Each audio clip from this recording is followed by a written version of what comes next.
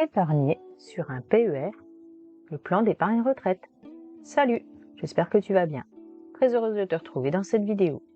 Si ma chaîne t'intéresse, n'hésite pas à t'abonner en cliquant sur le bouton rouge juste en dessous pour ne rater aucune de mes vidéos. Clique également sur la cloche pour savoir quand je publie et surtout n'hésite pas à commenter. Qu'est-ce qu'un plan d'épargne retraite ou PER? Le plan d'épargne retraite, PER, est un produit d'épargne à long terme visant à se constituer un complément de revenu à la retraite, sous forme de rente viagère et ou de capital et bénéficiant d'avantages sur le plan fiscal. Le PER regroupe 3 produits, le PER individuel, le PER entreprise collectif, le PER entreprise obligatoire. Qui peut ouvrir un plan d'épargne retraite? Le plan d'épargne retraite individuel s'adresse à tous. Quant au PER entreprise, il bénéficie aux salariés de l'entreprise. PER individuel. Le PER individuel est ouvert à tous, indépendamment de la situation professionnelle. Salariés, fonctionnaires, travailleurs indépendants, libéraux ou encore demandeurs d'emploi. Par ailleurs, aucun plafond d'âge n'est fixé. Un retraité ou un mineur peuvent ainsi bénéficier d'un plan d'épargne retraite. Toutefois, certains contrats peuvent prévoir une limite d'âge, généralement comprise entre 18 et 68 ans.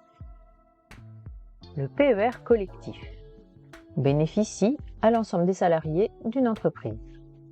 Une condition d'ancienneté de 3 mois maximum peut être prévue aux anciens salariés, sauf s'ils ont accès à un PER collectif au sein de leur nouvelle entreprise.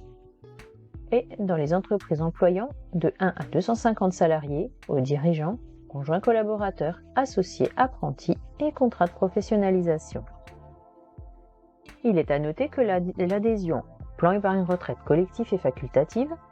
Si le règlement prévoit une adhésion automatique à l'ensemble des salariés, ces derniers doivent être avisés de leur adhésion par les moyens réglementaires et disposent de 15 jours pour faire valoir leur refus d'adhérer au plan.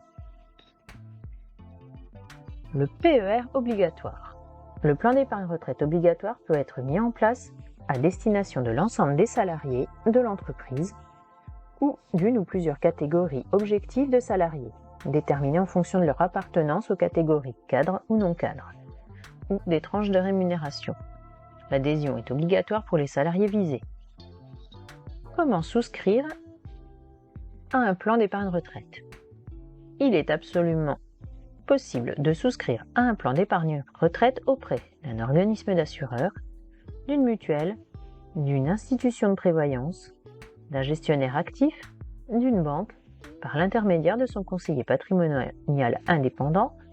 Selon l'organisme gestionnaire, le PER prend la forme ou d'un contrat d'assurance de groupe, PER Assurance, construit sur la même structure que le contrat d'assurance vie, avec un investissement de l'épargne sur des fonds en euros, des fonds euro-croissance ou des unités de compte.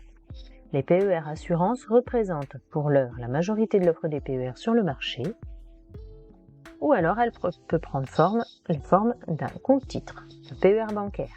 Les sommes sont investies sur des titres financiers. Par ailleurs, certains proposent des plans d'épargne retraite en points. Les versements permettent d'acquérir des points dont la valeur à la retraite dépend de l'âge du souscripteur. Le fonctionnement d'un plan épargne retraite. L'épargne placée sur un PER est investie dans des fonds variables selon l'organisme gestionnaire du plan. Organisme bancaire, assurance. Parmi ces fonds, on recense les fonds en euros, les fonds euro-croissance ou les unités de compte. L'investissement en titres pour les fonds communs de placement, les fonds communs de placement d'entreprise ou les PER bancaires. Comment alimenter un PER? Il y a plusieurs moyens. Des versements volontaires libres, programmés ou ponctuels, déductibles du revenu imposable ou non. Des versements issus de l'épargne salariale, des versements obligatoires de l'employeur et du salarié, des transferts de sommes issus des droits au compte épargne-temps ou en son absence de sommes correspondant à des jours de repos non pris. Transfert d'autres contrats. L'un des avantages du PER réside dans sa transférabilité. Ainsi, le bénéficiaire père d'un PER individuel peut transférer son épargne depuis un PER individuel vers un PER entreprise ou encore transférer les sommes investies sur des anciens produits d'épargne retraite comme le PERP Madelin, article 83, PERCO, préfonds ou Corem, vers un nouveau PER.